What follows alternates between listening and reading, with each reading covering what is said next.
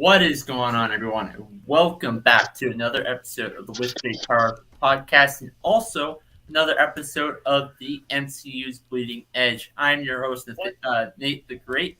I'm here today with Jeff S., Jeff B. Bowman, and Gunner. We'll start off with Jeff Bowman. How have things been going on for you? Awesome, buddy. Awesome. Glad to be here. Thanks for having me. Also, you can go ahead and plug away. Oh, go ahead and plug myself. Yeah. I'm just a frequent visitor, man, outside of the Bleeding Edge and your show. This is it, man. Whoever needs me, I'm available. And he's fucking the bomb in the comment section. All right, Gunner. Why don't you go ahead and plug your stuff in, and how are things been going on? Man, things are great. Having a great week. Couple new WandaVision TV spots dropped. Moon Knight is kicking butt. It's a good time to be a fan of Marvel, man. I'm great. All my stuff is at wideopenmic.net. I got to do a couple podcasts. Snap an MCU podcast. Lost rewatch podcast called We Have to Go Back, where we're finishing second season of Lost. The first part of the finale was dropped this past Wednesday. Second half this coming up Wednesday. So things I'm working on right now. And last but not least, go ahead and Jeff S., why don't you go ahead and plug away your stuff? I'm not into plugging too much and whatnot, I'm just saying that this is a crossover episode. Oh yeah, of course, sure. Of course. Like, I'll talk about the schedule with the shows and whatnot and everything. I just always feel kind of weird doing the plugging and whatnot and stuff. But no, of course, I'm the co-host of the MCU's Bleeding Edge, and shout out to Cybernetic Shark, who's unfortunately at work right now getting after it. I hope he's doing all right. And essentially, we go off at 9:20 p.m. Eastern and 6:20 p.m. Pacific every Wednesday evening on our main show. And then on Fridays and Sundays now, when I can actually get myself out of bed to, host the show or do them, they happen. Besides that, shout out to the MCU and Marvel and DCEU fandom, Star Wars fandom. And shout out to all of our subscribers and whatnot and everything. And overall, hey, I just get to hang out and chill with some really good people all the time and whatnot on the Bleeding Edge. So it's all good. And last, I'll go ahead and plug in the stuff that I have. I am the host of the With Great Power podcast, of the other show that's going on live right now. And I am also a analyst, production advisor for the All Sports All Plays Network. And third time today, I can't remember the name to my YouTube channel, and I've done 3 shows today. That's not looking good for me. My shows, my content's so good, I don't even need a title. That's it, baby. I love it. By the way, that is my title. I love it. I love it. He had me fucked up. He had me stumped earlier with that.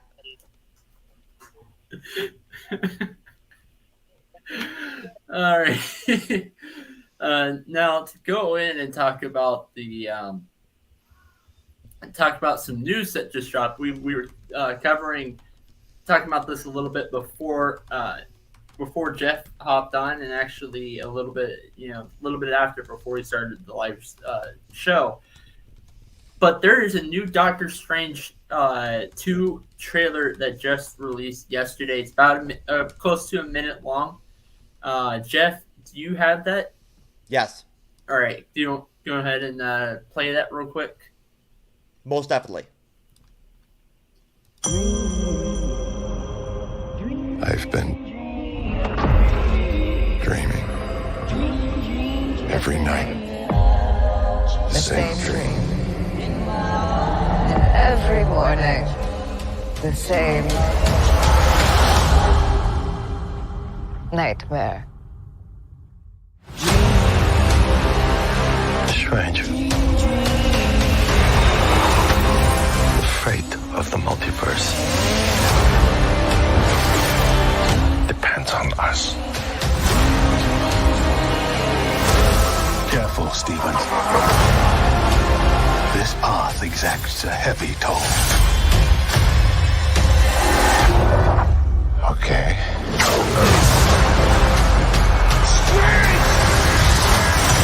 Marvel Studios, Doctor Strange in the Multiverse of Madness. Only in theaters May 6th. Tickets on sale now. 1 month away. Yeah, we were talking a little bit about it, and I noticed that the kids in that trailer, I kind of think that's more of a flashback, or it's yeah, I think it's more of a flashback on that trailer, to be honest with you. I'll give it to Gunner first. You know, what do you think about the kids showing up? Do you think that's actually going to be part of the show, or do you think Yeah, I think it's kind of in her mind. I think that's what she is trying to accomplish, to bring her kids back from wherever they are. I love that as someone that loved WandaVision, that is the Wanda trailer. I mean, it had the music feel of WandaVision trailers. It's very Wanda heavy. I loved it. My only disappointment was the first time I saw it, I thought that was Chthon that she was fighting. But then if you look, there's someone, or Wong was fighting. But if you look, there's another one of those creatures behind Wanda. So I don't think it's Chthon. I think it's just another creature. But yeah, no, I think it's just kind of in her mind. I don't think they're real. I think she's trying to figure out how to bring them back. especially since the post-credit scene in WandaVision, her reading that book, I think that's really more about bringing the kids back. I'll give it to Jeff Bowman next. You know, what are your takes on that trailer? That's the first time I've seen it. I thought it was very eerie, man. She's repeating the same thing that Strange is repeating at the previous trailer. You know how he's telling you about his dreams, his nightmares. She's basically repeating the same thing. They did a great job of melding those two voices together. Yeah, and right off the bat, it makes me think that by the way she's talking, it almost makes me say she's a variant. Yeah, I don't know what they're gonna do. I mean, it's definitely going to be odd because what she's saying about the kids. I've heard a bunch of different rumors. I mean, I don't know what's true and what's not true. I've heard that her kids are going to have a scene in the movie, and I don't know. Who knows? I've got so many different theories about it, it's crazy. If what she's saying is true, there's one possibility that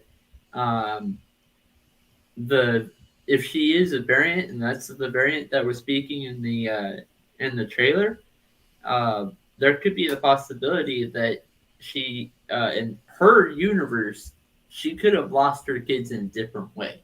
Nate, if you don't mind, it's only a minute long. Let me play that one more time real quick, man, because a lot of the shit goes on in there, and I can't. Yeah, that's true. I've been dreaming every night. The same dream. And every morning, the same nightmare. Strange. The fate of the multiverse depends on us.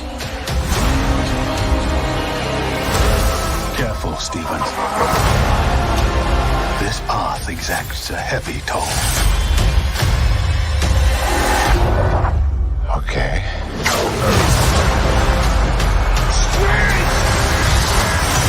Marvel Studios, Doctor Strange in the Multiverse of Madness. Only in theaters May 6th. Tickets on sale now.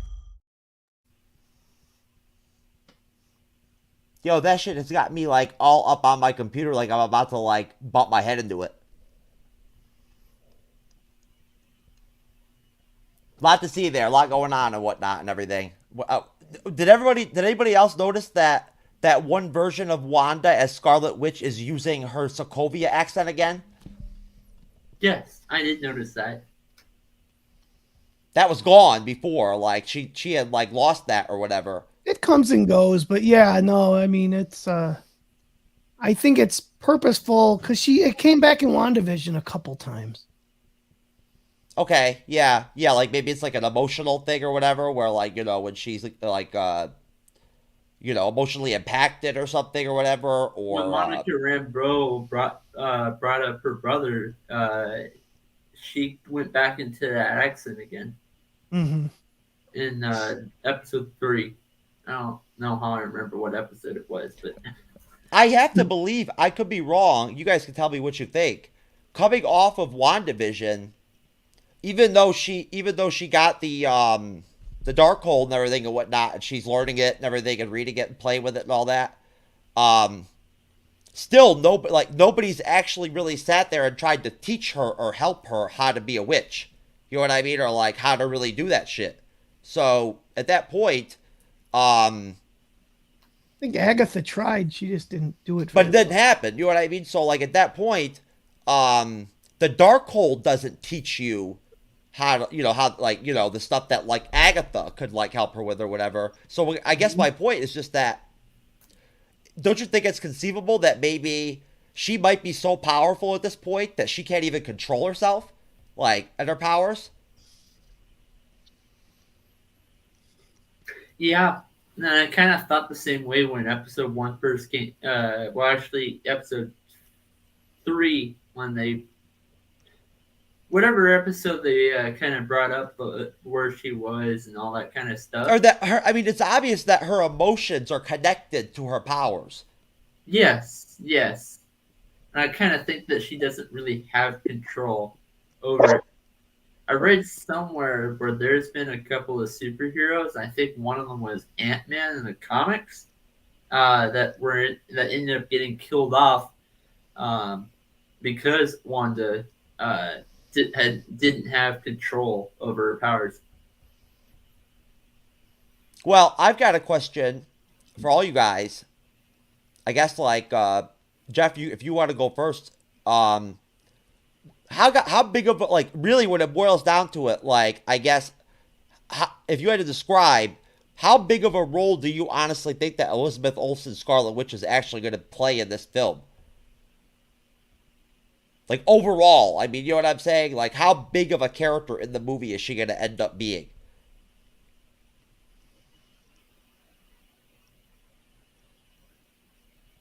I think she's gonna have a huge. I know you have Jeff, but I think she's gonna be the Oh, second. was you asking me? Yeah. Oh, hell, I didn't know who you were talking to. I mean, she's going to be a major role in this film.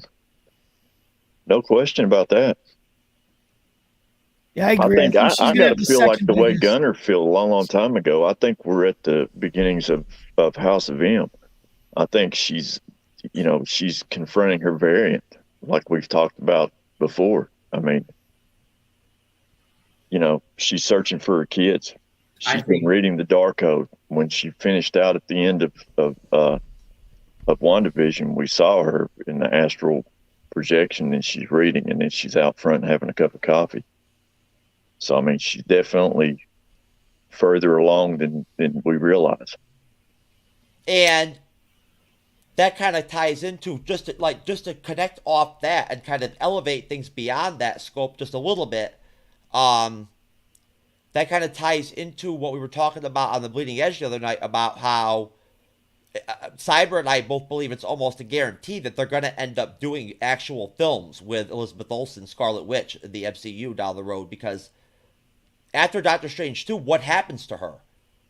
Like, where does she go? If they're going to do House of M or something like that, they have to have a vehicle to do it. Yeah, I think her next appearance after Doctor Strange 2 will be the first X-Men film, which will be House of M. That's when they're going to introduce the X-Men in that. Or they're going to reveal the mutants at the end of that movie. Wait a minute. So you think that that's going to be her next appearance? Yes. Well, I don't know her next, but that'll be her biggest appearance. I like she might show up in House of Harkness. I doubt it, but I think where her story ends up is with the mutants coming back in the MCU. And I think she'll be the main star of whatever House of M, the X-Men franchise, whoever's going to be Professor X, whoever's going to be Magneto, Wolverine, Gambit, whatever X-Men they're bringing in. I think she will be the main star of that. Does that mean that you think, Gunnar, that she, as a character, does not care about the fact that she was an Avenger? I didn't say that. I just think that I think her astral projection or her variant, whatever that darker Scarlet Witch character is, we know she's a Nexus being, and Nexus beings have special powers in the comics. And so I think somehow she eliminated mutants, no more mutants. And I think we are living right now, the MCU is in the middle of House of M. So I think that it's going to lead. I think if not the post-credit scene, I think just a one-off scene is where Professor X comes in and says we have to tell her the truth. And I think the truth is all the mutants are out there. We've seen a couple of them. We saw Ursa Major in Black Widow. So we know that there's mutants out there. And I think the mutants she somehow made them forget that they're mutants. And I think Professor X is going to be the first to kind of wake up from this trance because he's so powerful. And then that's what this first X-Men movie is going to be, or House of M, whatever you want to call it. It's just going to be the mutants kind of coming back. Okay. So, Nate, kind of, jumping off that, again, with, like, the significance of her role in Doctor Strange 2, and then where she goes from there, like, as the Scarlet Witch, Elizabeth Olsen, if you have any thoughts in that, like, direction, where do you see her popping up, or where do you see her being placed in the MCU after Doctor Strange 2? I had to pull up the list of all the shows coming up to see if there'd be another possibility besides the ones that were just mentioned. But I can't think of another one. I kind of agree that the House of M is probably my next biggest one. But yeah, and I can't think of anything else. Well, Doubt. I think that when it boils down to it, like in the fandom in general, and like here in this room or in this space or whatever, with the four of us like chilling here and whatnot, at the end of the day, I may get like, I don't know, animated or whatever and whatnot when it comes to talking about these debates about what are they going to do next, House of M, or if they're going to do like Secret Wars or something like that or whatever, you know what I mean, and whatnot. And I kind of poke fun and whatnot with things with Gunnar and everything, about some of the stuff that he speculates on with the Skrulls and all that shit. But at the end of the day, though, I do respect that shit. And, like, I don't know what's going to happen. I don't have a crystal ball. And I've been wrong many, many times when it comes to my predictions with the MCU. I can tell you that right now. So, like, honestly, when it boils down to it, I know, like, how I think things are going to go down, kind of. But, hey, you never know. Like, House of M is a tangible possibility. I can't think of any reason why they wouldn't do it. I mean, at least why Elizabeth Olsen is still willing to play the character. Well, she's 30. So They got a lot of stuff that they're going to have to explain. They got to explain where the kids came from, how they got there. There's a lot of stuff they've got to explain. that's right. And at that point, that means that you've got to do something. Like, you've got to have some kind of production, a show. You've got to have movies. You've got to have some way to play that out to the audience and whatnot and everything. It can't just be behind the scenes. And That may all come out in this movie. it's possible. I know for one thing, I doubt we are going to see a WandaVision second season. Oh, yeah. Yeah. I honestly, I think that's dead. That's never going to happen. I just don't think that that's what those series are. I just don't think, though, I mean, we are getting a second season of Loki. I just kind of think they decided to split Loki up because of some of the delays. And then plus, there's more story to tell, and we know that Kang's going to have a pretty big part in Ant-Man and the Wasp. So I think that was a purposeful thing. And then What If is an anthology story, so each story is pretty much, for the most part, it's an isolated story. So I think Kang's going to be throughout all of this MCU coming up. Yeah, I think so too. I think there's going to be variants in everything pertaining to the MCU. So I have a little theory, possibility. I don't know how they would use her in this, but could you see Kate Bishop appearing in the next Ant-Man? Sure, maybe. I'd like to see a West Coast Avengers. If they bring up Kane, yeah, I can see that. I can see her making a cameo meeting Stature. Yeah. Absolutely. Something like that. Just a brief, 5-minute cup of coffee. Something like that to pique everybody's interest. I think that bounced off of kind of what Gunnar was saying when it comes to the Disney Plus series. I think that the Marvel Cinematic Universe is such a fluid concept that it's almost kind of difficult to even have these Disney Plus series carry over from season to season. Because at the end of the day, you've got the films and that aspect, the Marvel Cinematic Universe, to where, with all these moving parts and everything and whatnot, and the evolution of the storylines and stuff and new characters and everything, it almost probably has to be like a specific kind of series or character in a series to be able to do a second season or a third season. It's interesting kind of to wonder, like, what with Loki made them decide to go ahead and greenlight 2 more seasons of the show? Straight up. Yeah, I mean, I think the point of the Disney Plus series is just a better way to introduce these characters. I mean, if you think about it, outside of WandaVision and maybe Loki to some extent, the majority of these stories are origin stories. It's the origin of Sam Wilson's Captain America. It's the origin of Kate Bishop. It's the origin of Moon Knight. I mean, and we're going to see the origin of Kamala Khan, and we're going to see the origin of all these characters coming up. And I mean, Secret Invasion is going to be awesome. I think we're going to get Hulkling's origin in that. So I think that's the purpose of those series. It's so we don't have to waste a movie on, setting up a character like the last Fantastic Four movie. Well, Gunnar, let me ask you a question. Yeah. Do you think that, what if Marvel hadn't been bought by Disney? Do you think Marvel Studios would have created their own, platform or something or whatever and done shows on their own? I doubt it. DC tried it and it didn't work.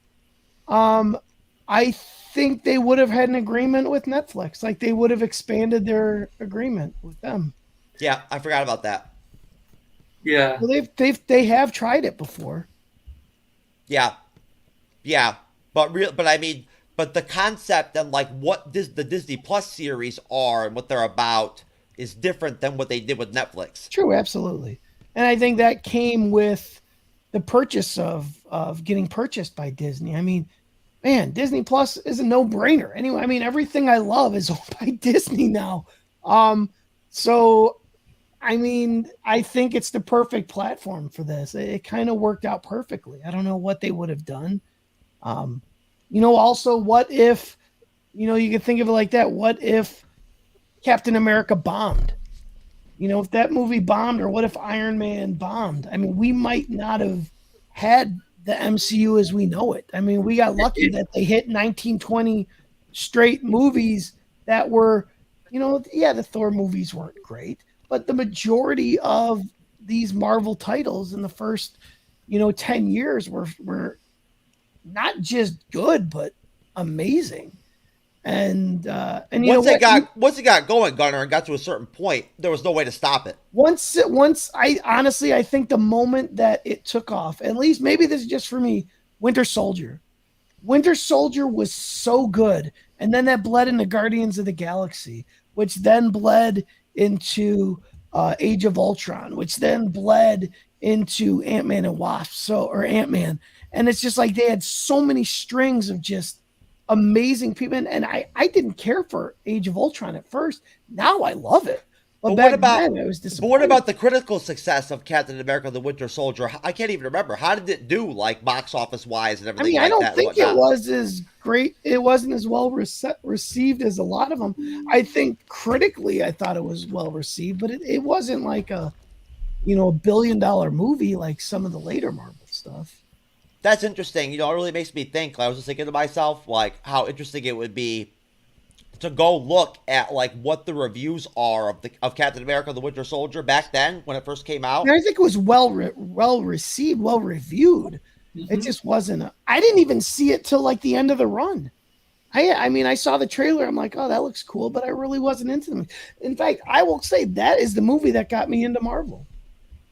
It was the first Marvel movie that I actually loved. Well, if you look at all the lists out there for the most part that you see online and whatnot, where people try to rank the Marvel movies and stuff like that and whatnot, everybody out there pretty much has Captain America: The Winter Soldier in the top 3. Oh yeah.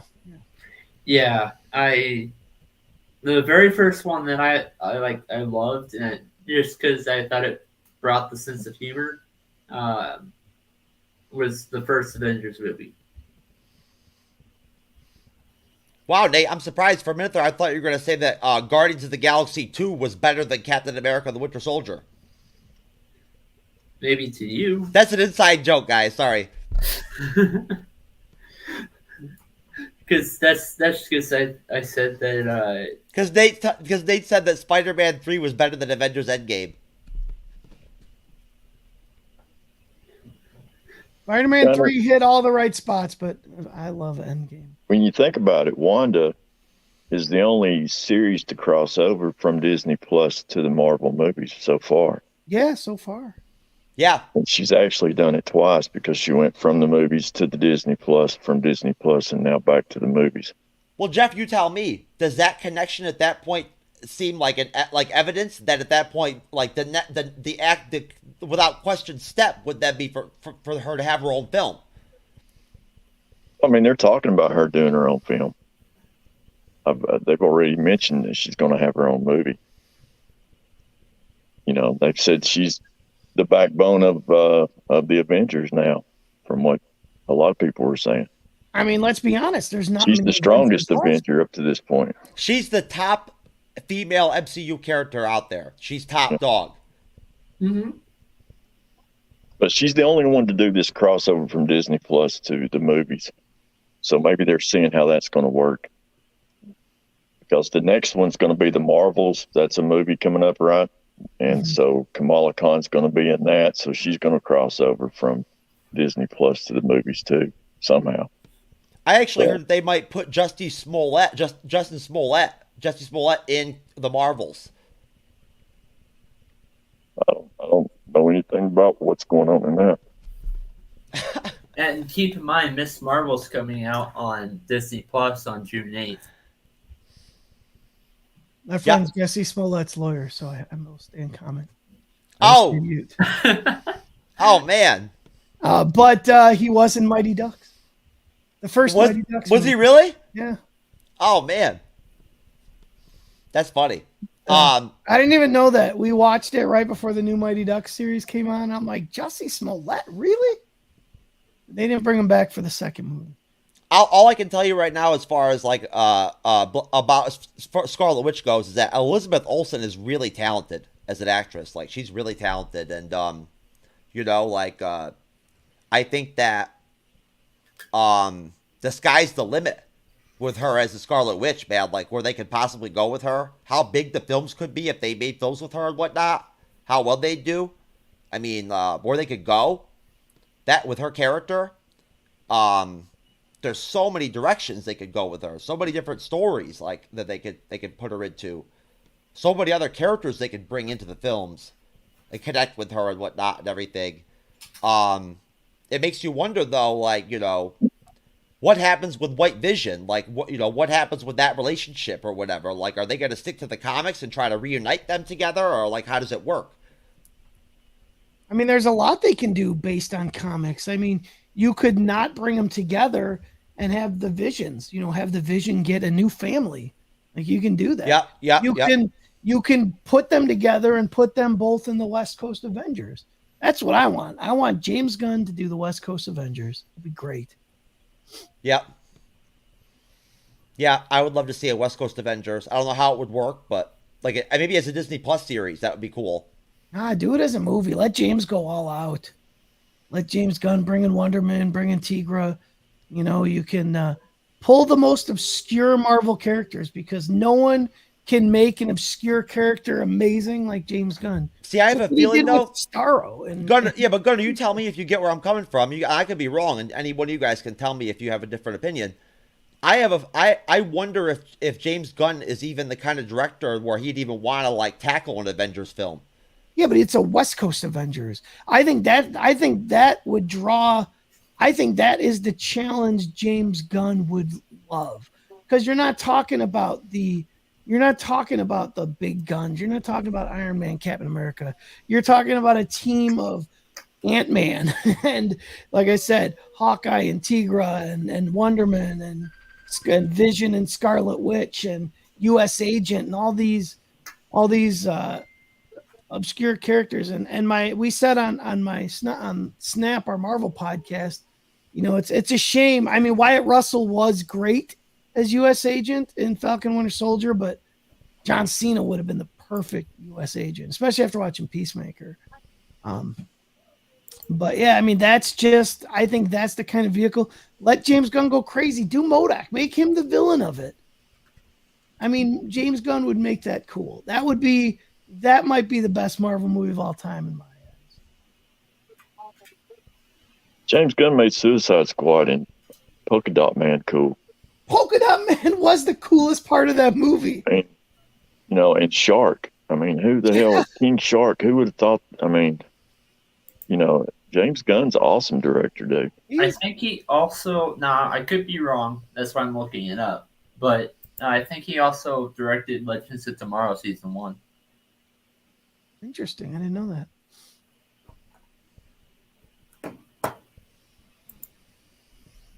But yeah. Oh, I'm sorry. I was going to say it would be interesting. I hope he does something like that. The Suicide Squad film was great, man. I thought it was awesome. The one that second Suicide Squad film, I thought it was really, really well done. Great film. It was James Gunn off the bat. I mean, it was just like Guardians of the Galaxy. I thought it was the best thing that's happened in the DC and other than Snyder Cut. Oh yeah, by far the best thing they've done. And I'm not a DCEU hater. I think they've failed a lot, but I'm not a hater of them. I'm actually really looking forward to Flashpoint. Yeah, actually, it was James Gunn, because he directed Legends of Tomorrow right after he got fired, and then came back. Oh, okay. He came back into doing Marvel, so he directed Legends of Tomorrow around that time. Well, that's cool.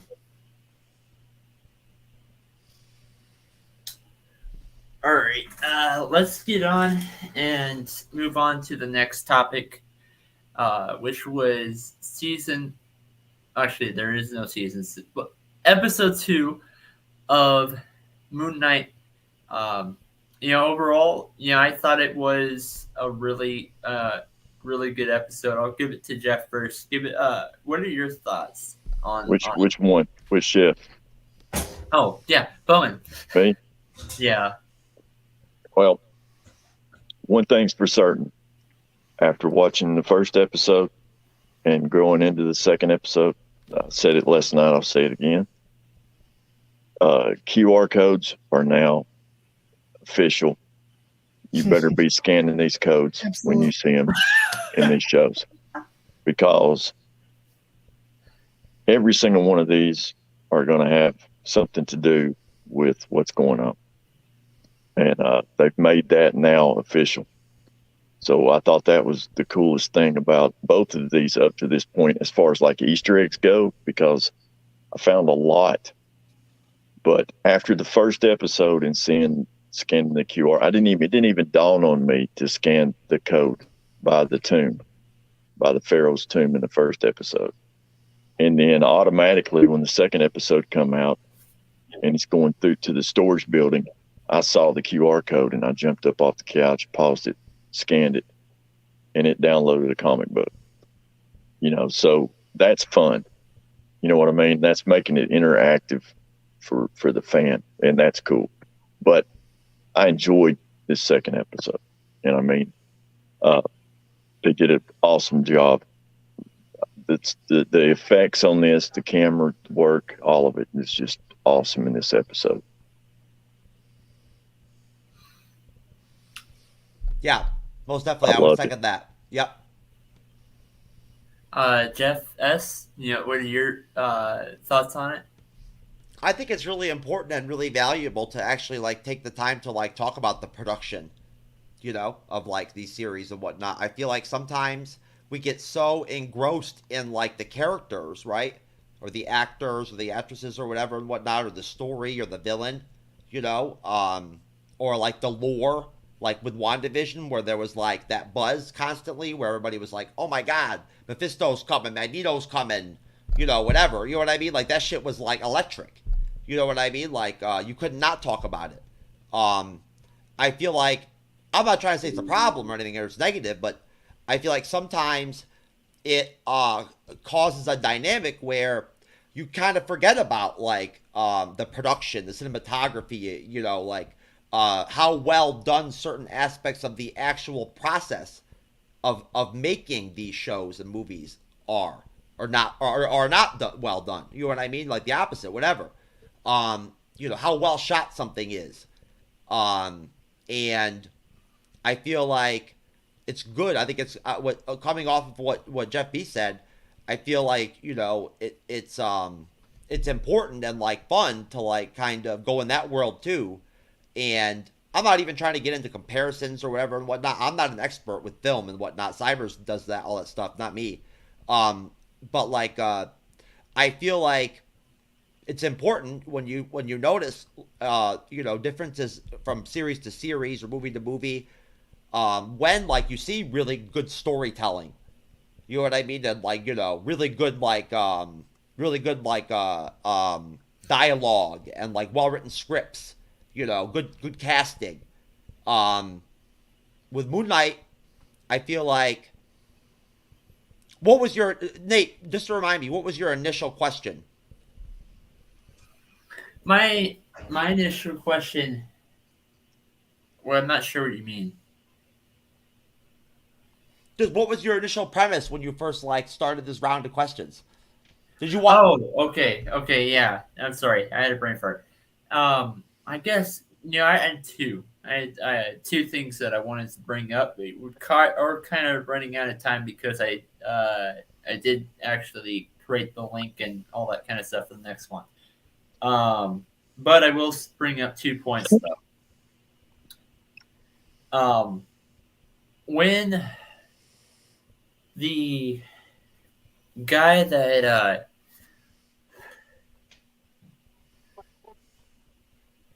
when Steven met Mark's wife, I guess is that we should say, and he was talking in the accent, and she had a hard time believing. I guess if you were in her shoes, would you believe that situation as well? Give me the end of that one more time, just because I'm not trying to disrespect you or whatever and whatnot, but my friend Susan from Rizzle just texted me and whatnot and everything and whatnot about doing some reaction videos and whatnot, and I had to text her back. So just give me the end of that question about Mark's wife. When Steven met Mark's wife in that scene. Yeah.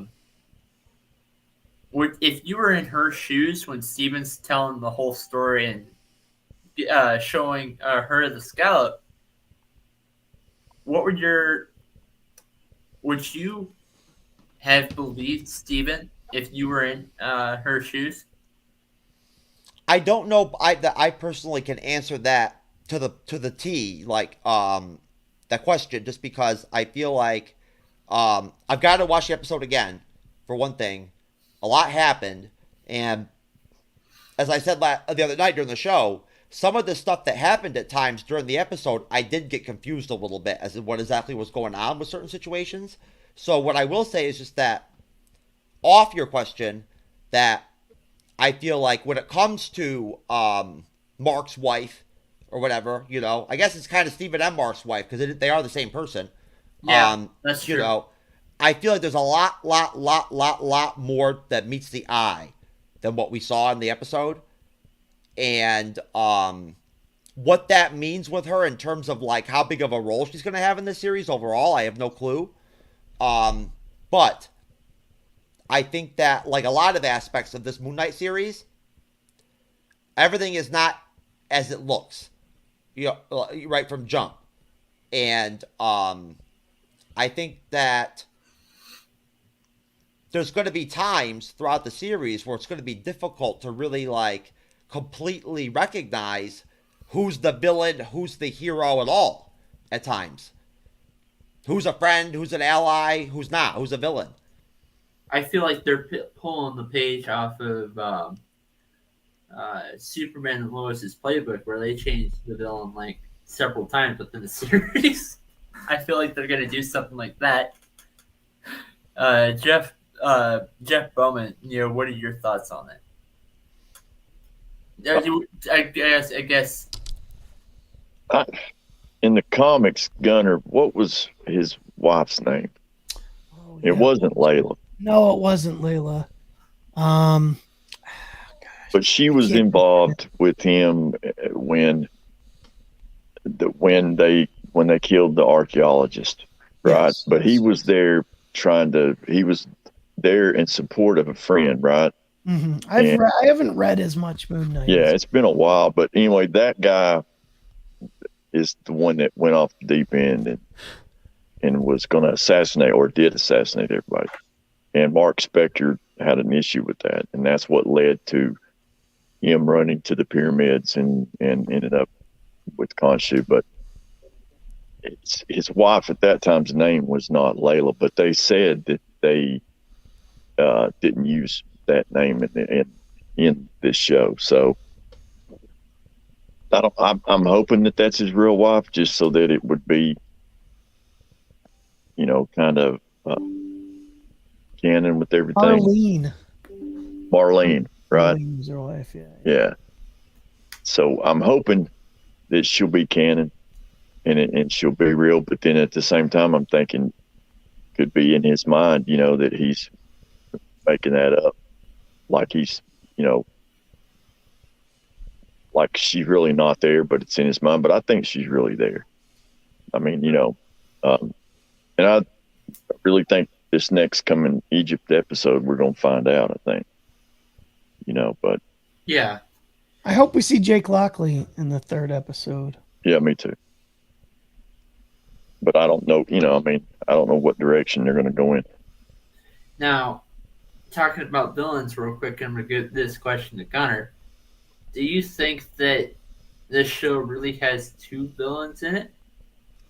I mean, Emmett. Are you saying Emmett and Harlow? I think yes, but I also think that they are the same.